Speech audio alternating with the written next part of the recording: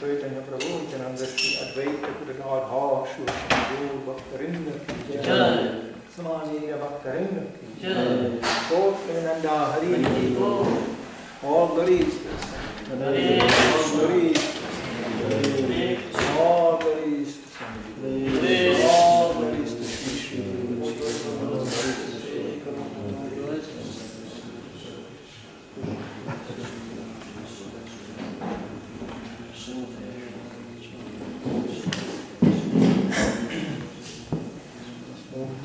Bhagavate Vasudevaya Om Namo Bhagavate Vasudevaya Om Namo Bhagavate Vasudevaya Om Namo Bhagavate Vasudevaya Om Namo Bhagavate Vasudevaya Om Namo Bhagavate Vasudevaya.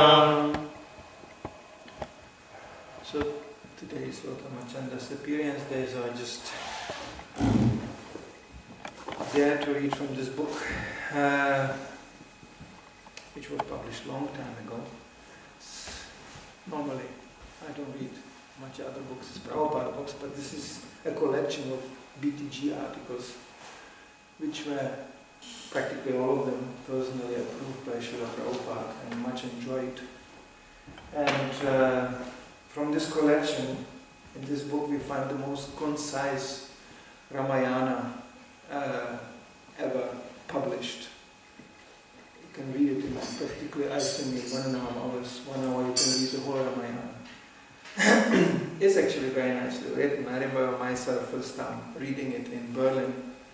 I completely exploded. I couldn't sleep. I was running around the apartment with Bhakti Bhushan Maharaj. And he had a big smile. He said, "You like Ramayana?" And I said, "I never read anything like this. It's unbelievable." So, we can read a piece about Lord Ram, the Leela avatar. As we know in the whole Ramayana, we don't find really much philosophy. That's one of the reasons why it's so popular, because believe it or not, people and devotees as well, they want to hear the stories as some big, deep philosophical explanation. We are more fond of stories, because by nature in Kali Yuga we are all Shudras. And Shudras like to hear stories and be entertained by them. Krishna knows that. And therefore, very cleverly he appears as Leela avatar, where there is not much preaching, it's just Leela. It's a pastime being performed. And what a pastime it is.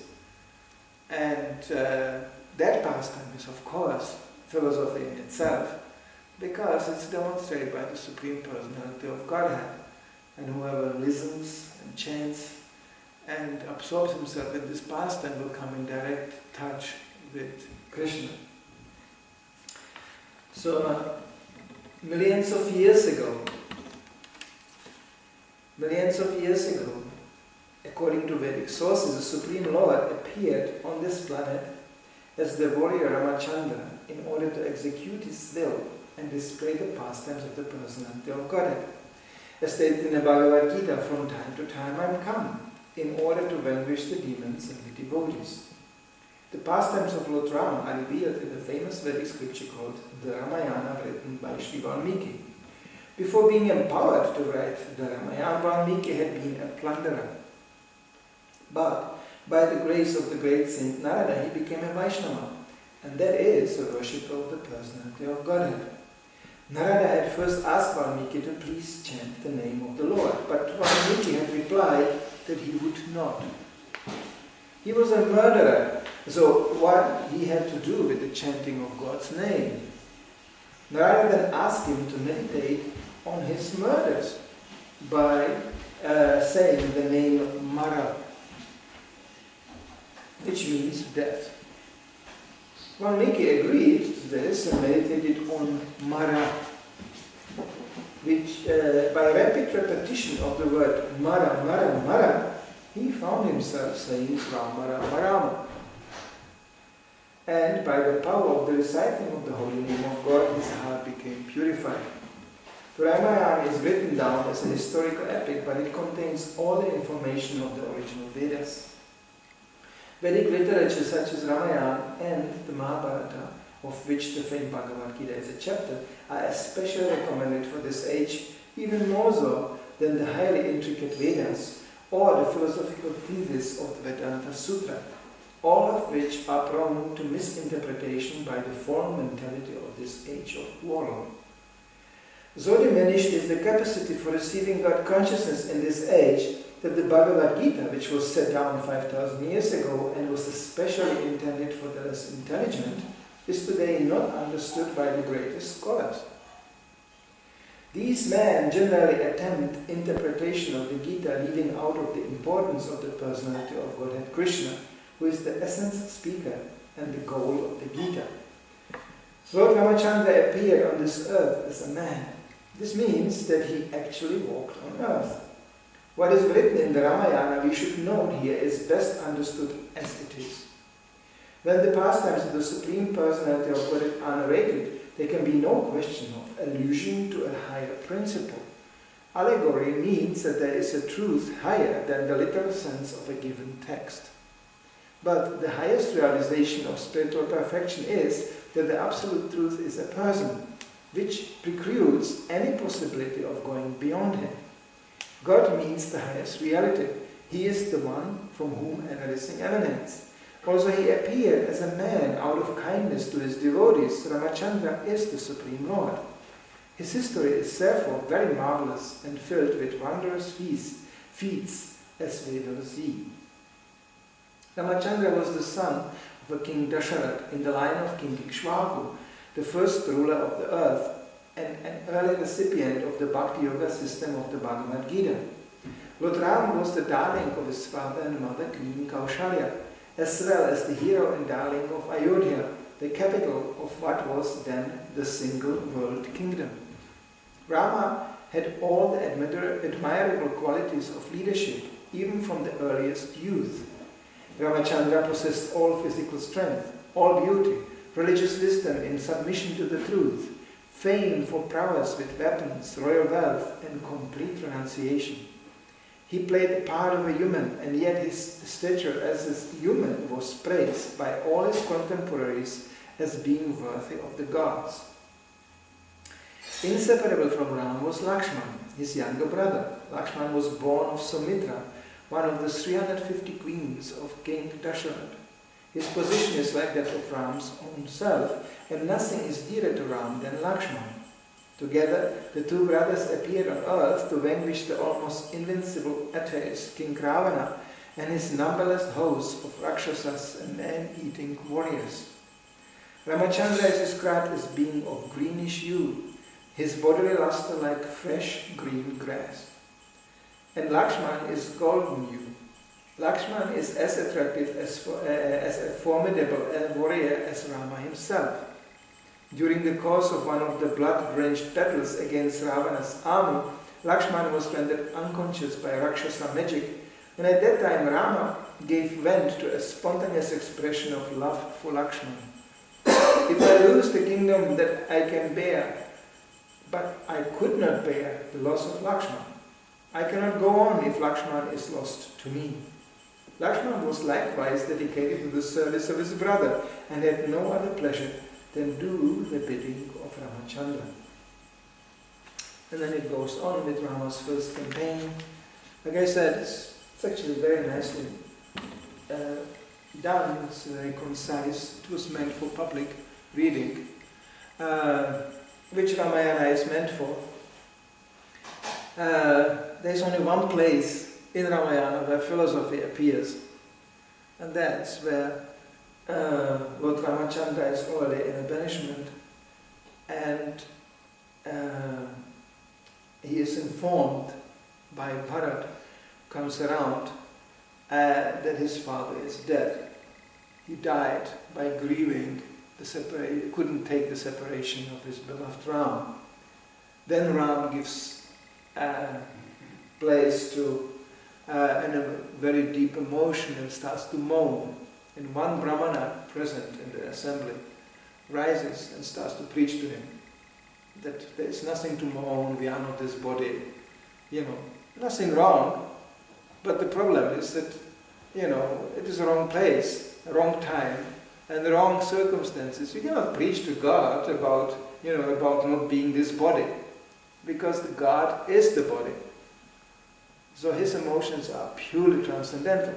Actually, as a matter of fact, as usually in Krishna's pastimes, Lord Ramachandra is standing around Lord Ram exchanging his pastime with his devotees. So the father of Ramachandra is also not an ordinary being. He is just a very, very intimate associate of the Lord. So when such associates depart, there is a transcendental reason to mourn. And Lord Ramachandra suddenly stops mourning, sharpens the tone, and corrects the Brahmana. More or less telling him, shut up and sit down. Why? Because he's disturbing the Leela. And Ramayana is full of these heart-breaking Leelas. Lord Ramachandra's wife being kidnapped. It contains all what people like to hear about. Chivalry and friendship and loyalty. But by the end of the day, the message Lord Ramachandra is leaving behind is being an ideal leader, an ideal king. The message he is leaving behind is that we should always be uncompromisingly loyal to the principle. And that's the mood of a Kshatriya. Kshatriya is not different from a Brahmana. They are exactly the same on that point. Brahmana will always speak the truth. He is the lover of the truth. Even it may not be appreciated by the public, he will try to present the truth as palatable as possible, but truth is a truth, and those who are determined to live in lie will hate it. And they will oppose, they will be upset, they will criticize, and they will invent their own versions. They will use even the Vedic scriptures to come around and justify their own lifestyle, their own means, and their own ways, whatever they intended to do. So therefore Prabhupada mentioned many times, we will not be able to preach if we don't establish the cooperation of the Brahmanical class and the Kshatriya class. We get nothing done. Without that, the Brahmana is just talking. Nobody will listen, nobody will do. There's no executive power. If you just issue laws or defend laws, but you have no executive to protect them, then people will not care. Same thing for the priest, same thing for the man of the cloth, as they say, or for a religious man. He can just talk, but who will do? Therefore, even in the history of the church, you find, there was the priests, the monks, and then there was the crusades. Then there was the man with the sword. Whatever purpose it was, and whatever they did. Actually, originally they were monks. But they realized just with sitting in monasteries and just studying and reading Bible and what, people don't care. They will do their own thing. And then there was a whole myth to it, and the conquest of Jerusalem and all this kind of things. But this is always, there is no executive. In the state management it's the same thing. There is the judges, there is the legislative, and that's very important. This is taken very seriously. The Supreme Court, the Supreme Judge, they will be supervising the constitution, the legislative part. And then there's the executive part. When a dictator comes, then it's just the executive part. There's no brain, no Brahmana involved, no knowledge. So that becomes fascism. And when the Kshatriya is absent, it becomes just academic discussion. Somewhere there they discuss some philosophy. What has this to do with us? So this is not the idea of Prabhupada. Prabhupada had very practical ideas how to put Krishna consciousness in action. And if there is no this combination, he said, we will not get anything done. People will not listen and people will not listen. Prabhupada even opened an opportunity or option that we might come to the point. I just read yesterday a letter to a boy, I don't know what happened to that, who was a professional military soldier, in the army.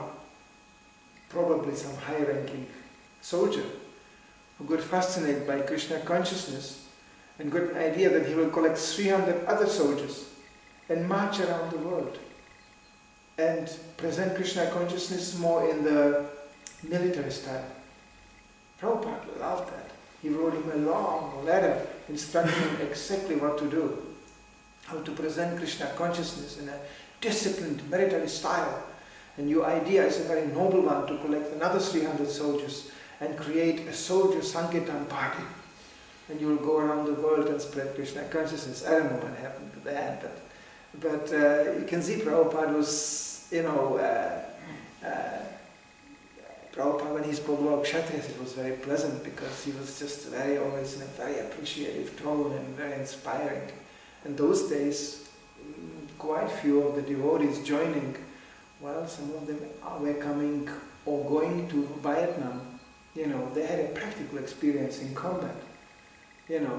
So some of them, they were just very much enlightened that violence can be applied in Krishna consciousness, because that's what they didn't hear from the Christian preachers or something like that. So they were very enlightened that actually this is not excluded. This is amazing. You can fight for Krishna. This Tripurari was our biggest book distributor at the time, used to distribute it from the military barracks in America. Exactly at the day he knew where the professional soldiers get paid. So that was his day.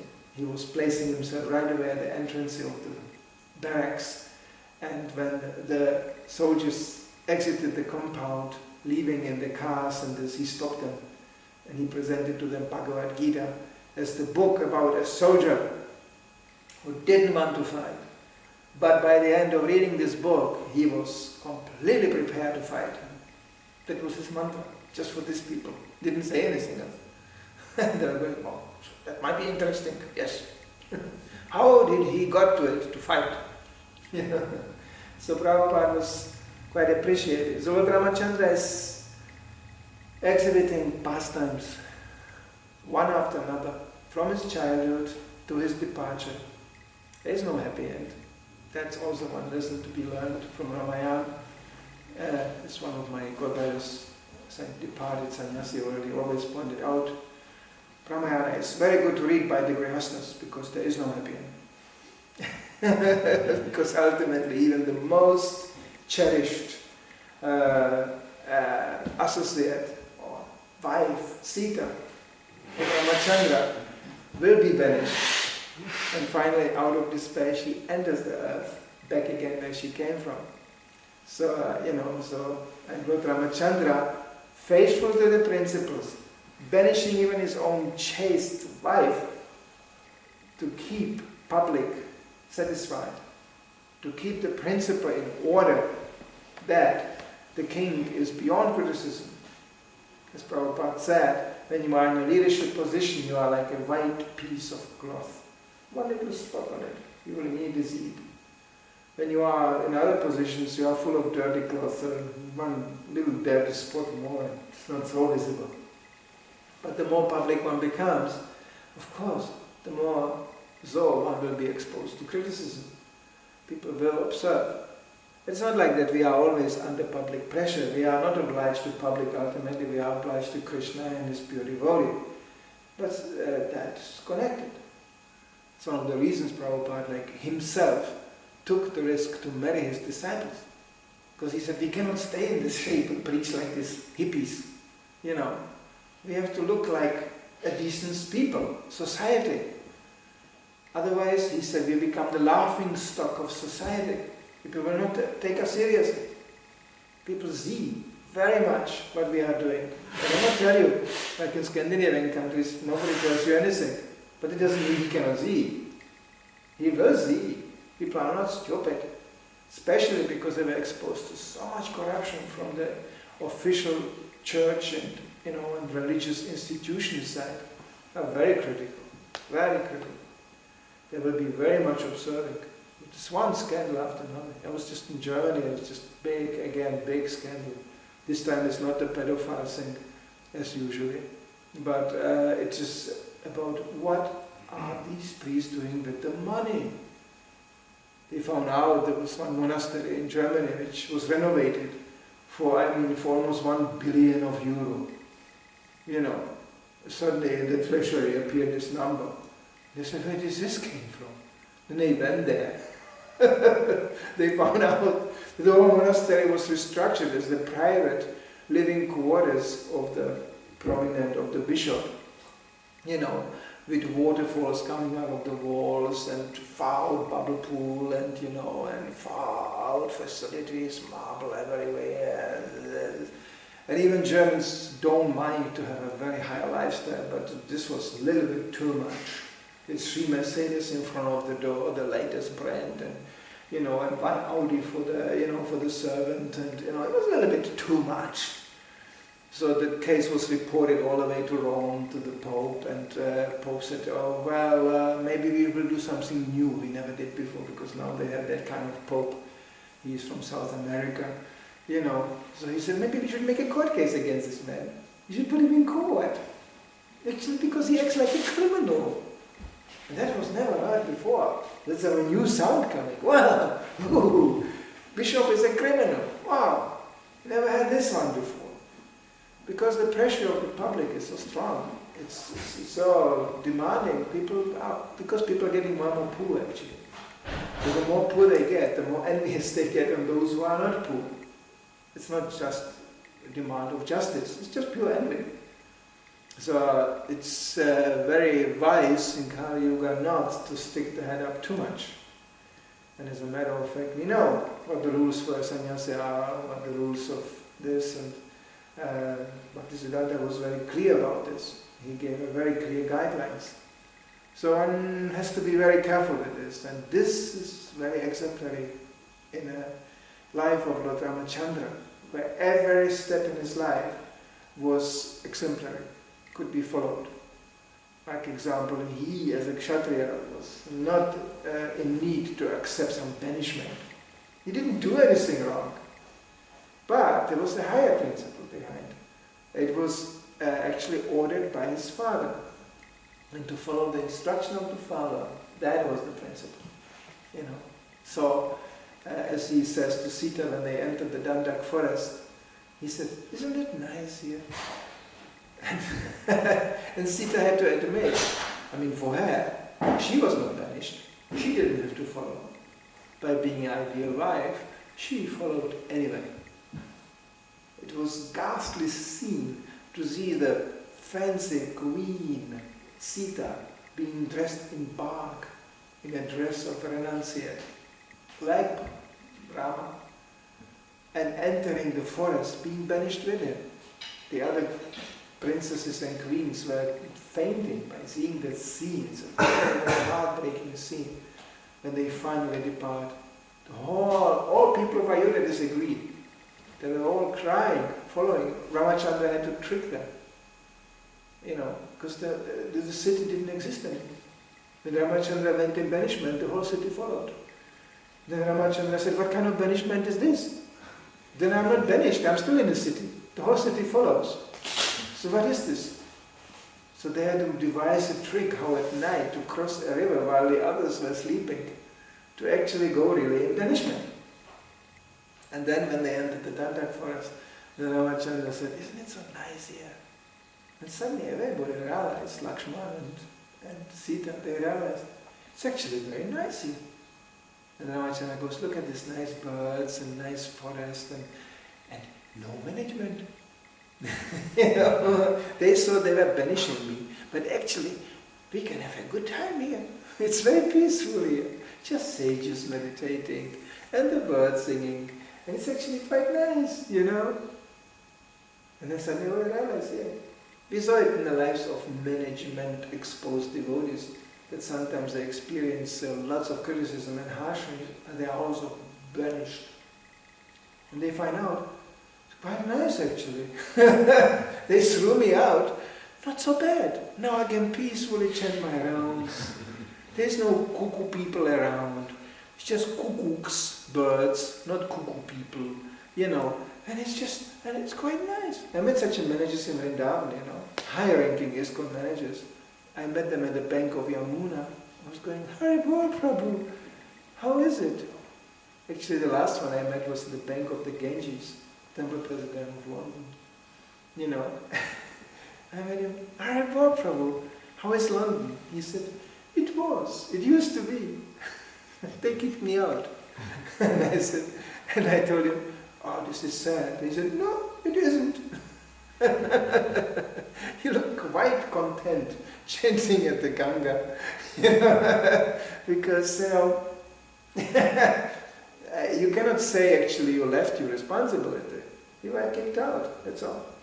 Sometimes, personally, it's a little bit maybe controversial, but I believe Krishna stages such a thing to relieve a devotee from a very, very intense, sometimes vocabulary impossible situation. So, so then you can say it comes in form of disease sometimes, it comes in form of banishment, it comes in all kinds of forms, just to give the devotee a little bit break. Now you can simply think about me, and chant and relax. No public exposure, because public exposure means always a problem. One way or another, it's a problem. However well, meant are your intentions, it's always a problem. Because you cannot make it right. I just read yesterday a letter from my previous GBC written to me and to my wife 30 years ago. And we asked for his blessings, of course, when we entered our marriage. And he writes, I very much appreciate the tone of your letter, that you express some words of appreciation for my service. I don't get too many letters like that. So I'm very much appreciating, he said, it feels good that you have some appreciation for my service. I hope I can be of some service still to you like that. It humbles you, this constant pounding down and this criticism. It's Kali Yuga. There is no culture. Vedic culture means that there is somebody you cannot even criticize, like the king. King, you cannot come up and say, they will cut off your head on the spot. But we make Kshatriya stand next to you and say, well, what did you say? Who is you? I don't like the king. I don't like his face. It doesn't feel good. It doesn't give me a good feeling. Then it's your problem. But shut up. Cannot preach like this in Kali Yuga in the West. In India it's still somewhat possible, therefore Krishna consciousness is striving there. Because there is still some concept of, a certain type of discipline and certain type of etiquette. Here we are facing very